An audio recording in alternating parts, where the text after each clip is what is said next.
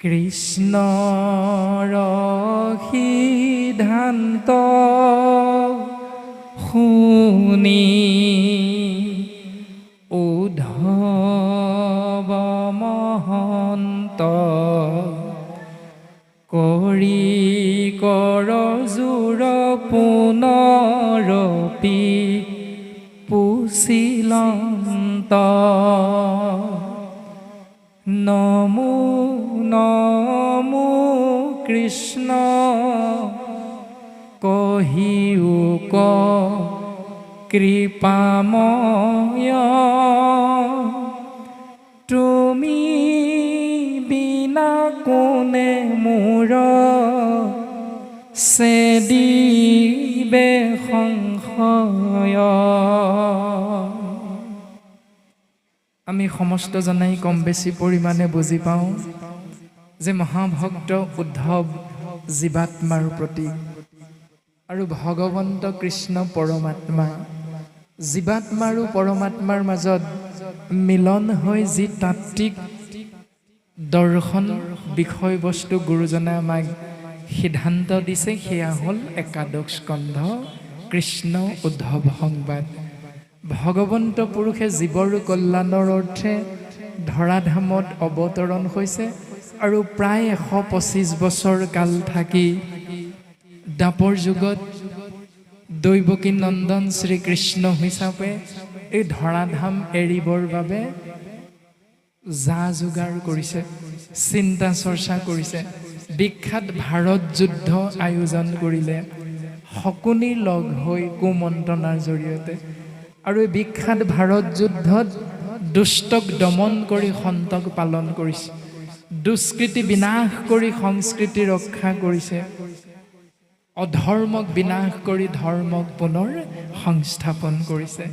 কিন্তু উল্লেখনীয় দিশটো হ'ল ভগৱন্ত পুৰুষে স্বয়ং নিজে থাকি ধৰাধামত জীৱৰ কল্যাণ কৰিবৰ অৰ্থে ব্যৱস্থা পালন কৰি পঞ্চ পাণ্ডৱে 12 বছৰ বনবাস আৰু 1 বছৰ অজ্ঞাতবাসৰ অন্তত যেতিয়া হস্তিনাপুৰলৈ উভতি আহিল, তেতিয়া ভগৱন্ত ঈশ্বৰ কৃষ্ণই পঞ্চ পাণ্ডৱৰ দূত হিচাপে হস্তিনাপুৰত গৈ ৰাজসভাত উপস্থিত হৈছে আৰু অন্ধ ধৃতৰাষ্ট্ৰৰ সহিতে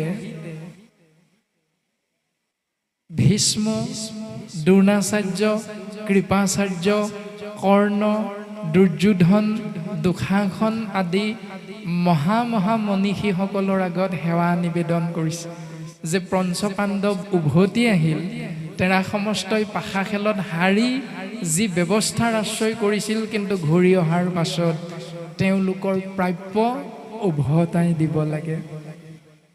আৰু বহু আলোচনা বিলোচনাৰ অন্তত যেতিয়া সিদ্ধান্ত হ'ল যে পঞ্চ পাণ্ডৱক মাত্ৰ 5খন গাঁও দিলেই পঞ্চ পাণ্ডৱ সন্তুষ্ট হ'ব, এই শেষ সেৱাভাগী ভগৱন্ত কৃষ্ণই যেতিয়া অৰ্পণ কৰিলে, তেতিয়া দুৰ্যোধনে প্ৰকাশ কৰিলে যে বিনা যুদ্ধে সুশ্ৰাগ্য মেদিনী নেদিওঁ কদাপি, অৰ্থাৎ যুদ্ধ নকৰাকৈ বেজীৰ আগত অহা মাটি কোনো পঞ্চ পাণ্ডৱক দিয়া নহ'ব। তাৰ মানে বিশেষ তত্ত্বটো কি? এতিয়া আমি সকলোৱে বুজি পালোঁ, কলিযুগ ভগৱন্ত পুৰুষ শংখ চক্ৰ গদা পদ্মধাৰী 4 হস্তৰূপে আমাৰ মাজত প্ৰত্যক্ষ ৰূপত প্ৰকাশমান নহয়, কিন্তু যি সময়ত তেওঁ প্ৰত্যক্ষ ৰূপত আছিল এই ধৰাধামত, সেই সময়তে ভগৱন্তই নিজ মুখে বাক্য উচ্চাৰণ কৰি বুজনি দিয়াৰ পাছতো দুৰ্যোধনৰ নিচিনা অহংকাৰীসকলে কিন্তু বুজি পোৱা নাছিল পৰম সত্য। ঠিক তেনে অৱস্থাত কলিযুগত চন্দন কোঁৱৰ প্ৰাণজিৎ নামৰ এই ক্ষীণমিন শৰীৰটোৱে অমৃতময় কৃষ্ণ নাম শাস্ত্ৰৰ পদচন্দ যেনেকৈ ক'ব, তেনেকৈ আমি কৈ দিলোঁ বুলিয়েই যে আপোনাসৱে ভুলখিনি মানি ল'ব, এইটো কেতিয়াও শুদ্ধ নহয়। সেইকাৰণে আমি প্ৰত্যেকে নিজক বিশ্লেষণ কৰাটো অতীৱ প্ৰয়োজন যি সময়ত ভগৱন্ত পুৰুষে নিজ মুখে বুজাওঁতেও দুৰ্যোধন দুঃশাসনৰ নিচিনা অহংকাৰীসকলে বুজি পোৱা নাছিল, তেনে ক্ষেত্ৰততো ভগৱন্ত বৰ্তমান নাই। গতিকে তেওঁৰ নাম আমি কেনেকৈ আশ্ৰয় কৰিম? ভাগৱত শ্ৰৱণ কীৰ্তন কৰি বৈকুণ্ঠ যাই ধৰ্ম অৰ্থ কাম মোক্ষ সবেয়াত পাই। চতুবৰ্গ সাধন হয় ভগৱন্তৰ নাম শ্ৰৱণ কীৰ্তন কৰিলে। তাৰ পাছতো যদি আমি তাক আশ্ৰয় কৰিবলৈ যাওঁতে আমাৰ শৰীৰটোৰ লগত অহংকাৰটো যুক্তই হৈ থাকে, তেতিয়াহ'লে আমি কেতিয়াও ঈশ্বৰৰ পূৰ্ণ কৃপা লাভ কৰিব নোৱাৰিম। সেইকাৰণে আমি শৰীৰৰ পৰা, মনৰ পৰা, চিত্তৰ পৰা, বাক্যৰ পৰা আমি যিকোনো প্ৰকাৰে কৃষ্ণ নামৰ বিপৰীত চিন্তাখিনি আমি ত্যাগ কৰিবলৈ চেষ্টা কৰাটো অতীৱ প্ৰয়োজন। আৰু শাস্ত্ৰই কৈছে, যিটো বাইকে নাই নাম, যিটো বাইকে নাই নাম, কাৰ নাম? কৃষ্ণৰ চৰিত্ৰ উচিষ্ট গৰ্তটো কৰি সিহি অপবিত্ৰ। যি বাক্য আমি মুখেৰে উচ্চাৰণ কৰোঁ, কেতিয়াৰ পৰা বিচনাখনত চকুকেইটা মেলাৰ পৰা আৰম্ভ কৰি ৰাতি বিচনাত পৰালৈকে যিমানখিনি আমি বাপ বান্ধৱ, ইষ্ট মিত্ৰ, কুটুম্বক লগ পাওঁ, আমি লগ পোৱাৰ লগে লগে কি সোধোঁ? বোলে শইকীয়া ভালে আছে? বোলে ভাল। এই ল'ৰা ছোৱালী কেইটা আছিল তোমাৰ?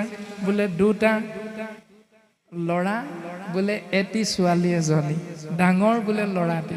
এই বিয়া বাৰু হ'ল? বোলে নাতি নাতিনী? বোলে এতিয়ালৈকে নাই হোৱা। আমাৰ স্বাভাৱিক মনুষ্য নামৰ জীৱৰ এই মায়াময় সংসাৰখনত চিন্তা, আলাপ আলোচনাৰ মুখ্য স্থান হ'ল এইবিলাক। আৰু ভাগৱতো শুনিছোঁ, গৃহস্থী ধৰ্মও পালন কৰিছোঁ, আৰু শাস্ত্ৰই কোৱা নীতি নিবন্ধ আমি পালন কৰিছোঁ নাই? যিটো বাক্যে নাই নাম কৃষ্ণৰ চৰিত্ৰ উচিষ্ট গৰ্তটো কৰি সিহি অপবিত্ৰ। উচিষ্ট মানে এৰেহা, গৰ্ত মানে গাঁত, অৰ্থাৎ চোৱা পাতনিতকৈও লেতেৰা বুলি কৈছে যিবিলাক বাক্যত কৃষ্ণ নাম নিহিত হৈ থকা নাই। এতিয়া আমি আলোচনা কৰোঁতে কৃষ্ণ নাম আছেনে নাই, এইটো আমি কোনোবাই কাৰোবাক ক'ব নালাগে, নিজে নিজে আমি বিশ্লেষণ কৰি চিন্তা কৰি সেইমতেৰে জীৱন আগবঢ়াব লাগে, সেইমতে আলাপ আলোচনাত অংশগ্ৰহণ কৰিব লাগে। আৰু যদি কৃষ্ণ নাম নাই, তেতিয়াহ'লে সেই বাক্য চোৱা পাতনিতকৈও লেতেৰা। আৰু যদি কৃষ্ণ নাম আছে, তেতিয়াহ'লে সেই বাক্যৰ দ্বাৰা জীৱৰ কল্যাণ সাধন হয়। এনেধৰণে গৃহস্থী ধৰ্ম আমি পালন কৰিছোঁ নাই, এইটো আমি প্ৰত্যেকে নিজে নিজক বিশ্লেষণ কৰিব লাগিব। আৰু ভগৱন্ত পুৰুষে মহাভক্ত উদ্ধৱক অশ্বত্থ বৃক্ষৰ তলত শৰবিদ্ধ হৈ, ব্যাধৰ শৰত শৰবিদ্ধ হৈ পৰি থাকোঁতে মহাভক্ত উদ্ধৱৰ আগত বহু বহু পৰম তাত্ত্বিক কথা প্ৰকাশ কৰিছে। আৰু এইখিনি পদচন্দ, দুলৰী চন্দত আমাক প্ৰকাশ কৰাৰ পাছত মহাভক্ত উদ্ধৱে কৈছে, হে প্ৰভু, তোমাৰ সিদ্ধান্তখিনি শুনিলোঁ, কিন্তু মোৰ মনত তথাপিতো কিছু কিছু সংশয় ৰৈ গ'ল। এই সংশয়খিনি তোমাৰ আগত মই পুনশ্চ প্ৰকাশ কৰিব বিচাৰিছোঁ। হে প্ৰভু, তুমি মোক কৃপা কৰা। আৰু এই ২৭ ভাগী প্ৰশ্ন মহাভক্ত উদ্ধৱে প্ৰকাশ কৰিছে। কোন সম দম দান সত্য শৌচ কাম, কোন মহালাভ প্ৰভু যজ্ঞ কাৰণ নাম। হে প্ৰভু, সম মানে কি? দম মানে কি? দান মানে কি? সত্য মানে কি? শৌচ মানে কি?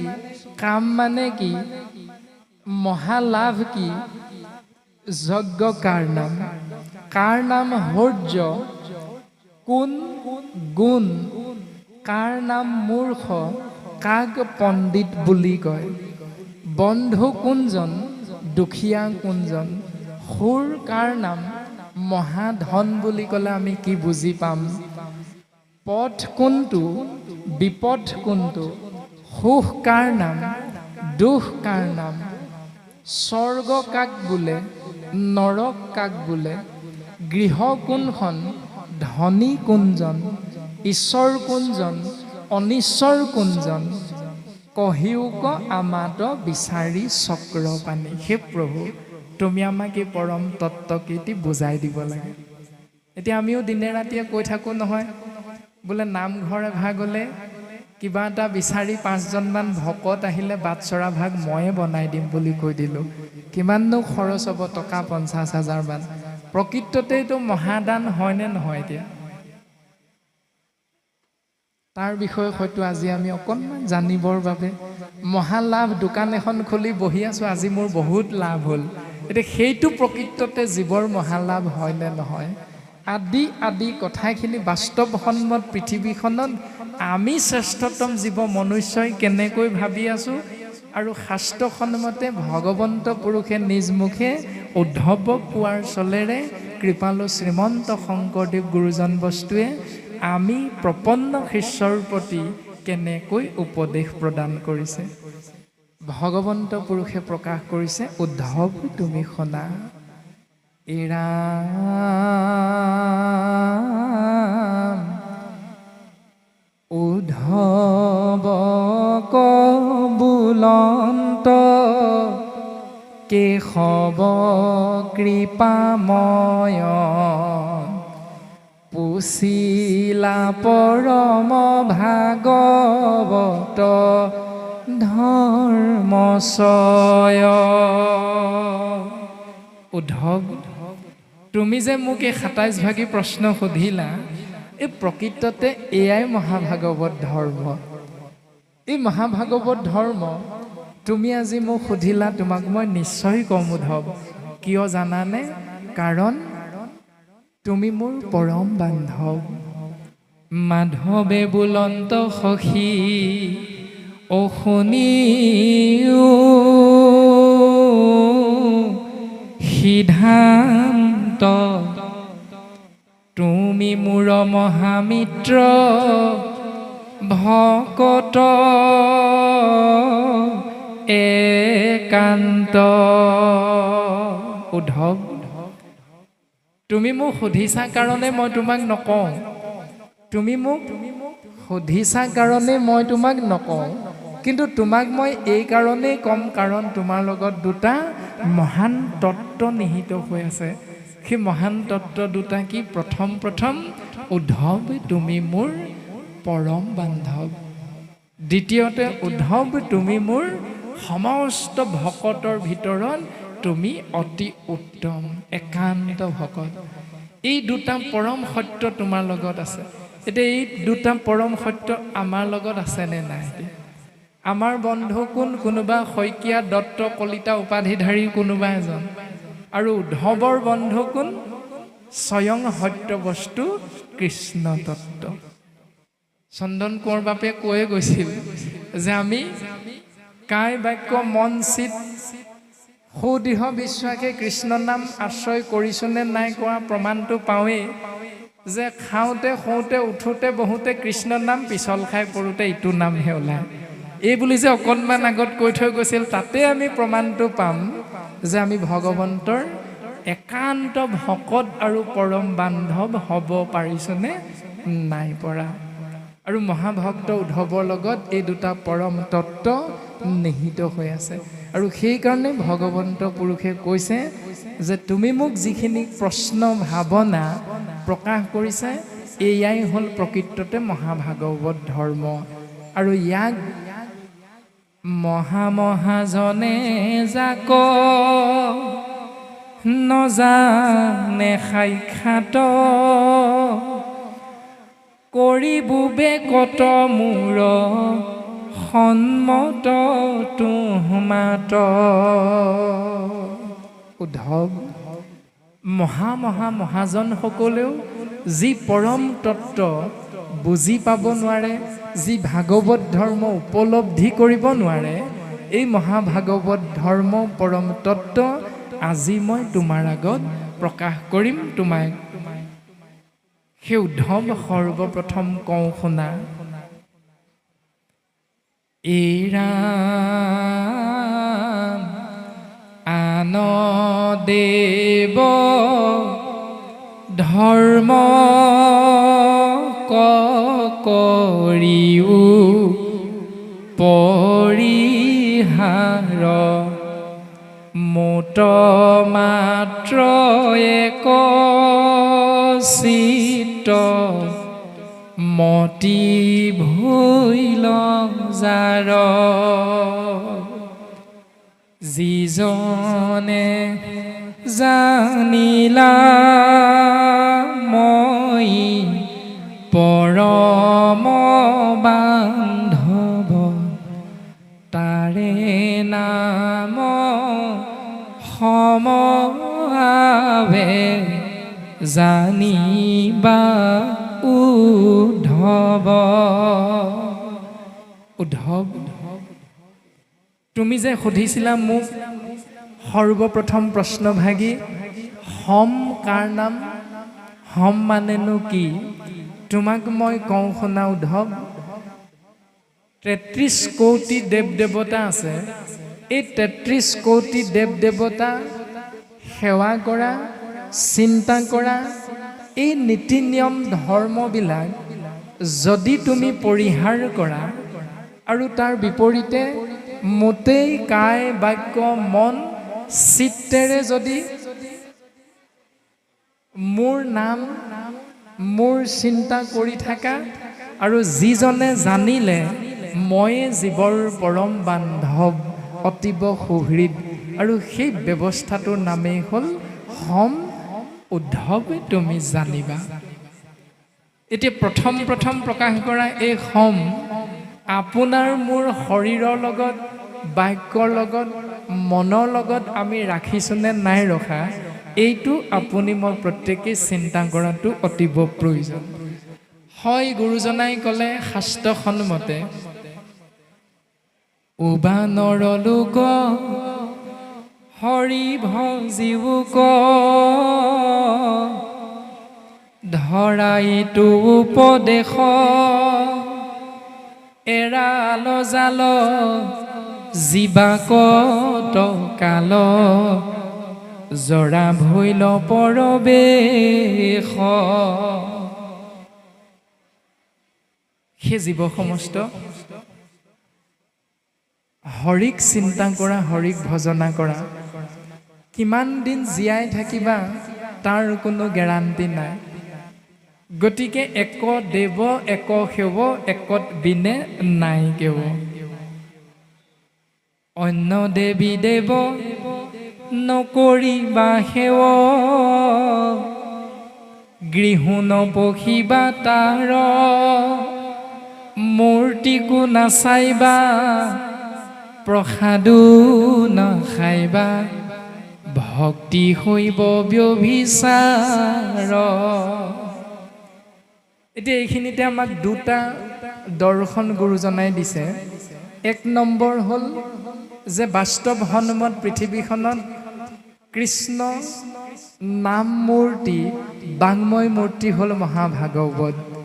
এই মূৰ্তিৰ কাষলৈ যাবলৈ কৈছে, কিন্তু এই নাম মূৰ্তি মহাভাগৱত উত্তম শাস্ত্ৰৰ বিপৰীত যিবিলাক বামানয় শাস্ত্ৰ প্ৰহ্লাদক শুক্ৰাচাৰ্যৰ ২ পুত্ৰ খণ্ড আৰু অমৰকৈ দৰ্শন কৰাইছিল, সেই ব্যৱস্থাৰ মাজলৈ আমাক নাযাবৰ বাবে গুৰুজনাই কৈছে আমি নাই যোৱা। কিন্তু আমাৰ শৰীৰত ১০ ইন্দ্ৰিয় ১০ প্ৰাণ মন চিত বুদ্ধি অহংকাৰ ২৪টি তত্ত্বত ১৪জন সাক্ষী দেৱতা আপোনাৰ মোৰ শৰীৰত প্ৰকাশমান হৈ আছে।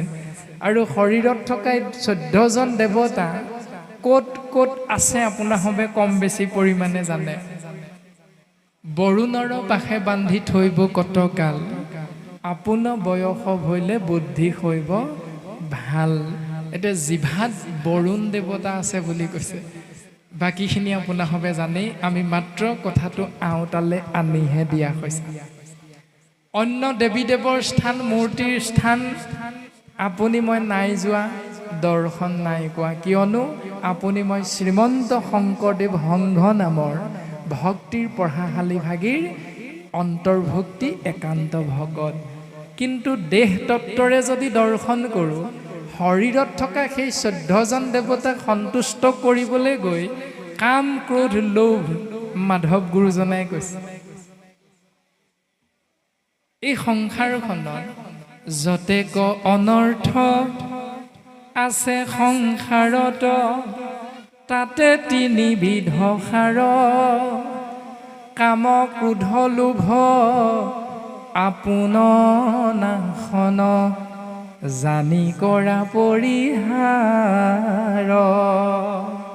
1 নম্বৰ হ'ল কামনা বাসনা 2 নম্বৰ হ'ল অহংকাৰ বা খং 3 নম্বৰ হ'ল লোভ আৰু মোহ এতিয়া এই তিনিটা আমাৰ লগত আছে নেকি যদি আছে প্ৰমাণটো কেনেকৈ পাম যে মাছ অকণ নহ'লে সিদ্ধ অকণ পেটলৈ নাযায় কণী এটা আমলেট বনাই নাখালে আপোনাৰ মোৰ পেটলৈ সিদ্ধ মুঠি নাযায় যদি এই নিয়মকেইটা আপুনি মই শ্ৰীমন্ত শংকৰদেৱ সংঘ নামৰ ভক্তিৰ পঢ়াশালী ভাগীৰ অন্তৰ্ভুক্তি হৈ এক শৰণীয়া বুলি ভাবি আছোঁ তেতিয়াহ'লে আমিও শাস্ত্ৰসন্মতে পূৰ্ণাংগ ৰূপত এক শৰণীয়া হ'ব পৰা নাই কিয়নো আমাৰ শৰীৰত থকা 14জন দেৱতাৰ লগতো আমি হয়তো মিলা মিছা কেতিয়াবা কৰি আছোঁ গতিকে বাস্তৱসন্মত পৃথিৱীখনত অন্য দেৱতাৰ দৃষ্টি হয়তো আমি নাই দিয়া অন্য দেৱতাৰ গৃহলৈ হয়তো নিজে নাই যোৱা কিন্তু সন্তানক পঠিয়াইছোঁ সেই সন্তানবিলাক আমাৰ শৰীৰতে আছে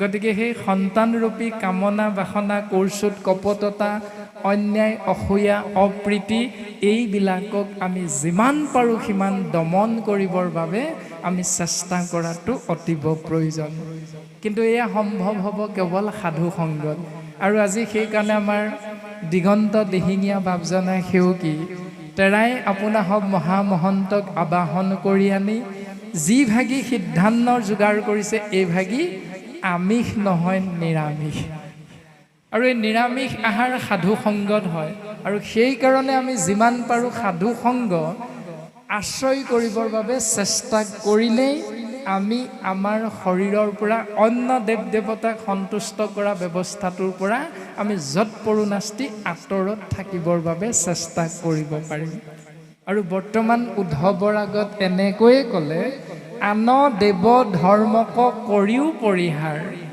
এতিয়া আন দেৱ ধৰ্মক পৰিহাৰ কৰিবলৈ কোৱা মানে নিয়মটো 2 ধৰণে এনেকৈ